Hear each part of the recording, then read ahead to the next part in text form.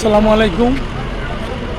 আমি এখন এসেছি আরাফাত ময়দানের কাছে মসজিদে নামিরা। কিন্তু শুধুমাত্র হজের সময় খোলা হয় মসজিদটি, 2-3 দিন অবস্থান করার জন্য খুতবা হয় এখানে, সারা বছরই বন্ধ থাকে। এই দেখতে পাচ্ছেন কবুতর পাশে, এই যে আরাফাত ময়দান সামনে।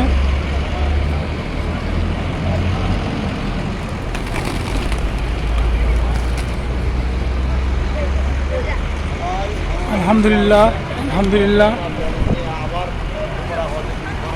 এখন আরাফাত ময়দানের দিকে যাচ্ছি, মসজিদে নামিরা দেখতে পাচ্ছেন, মিনার।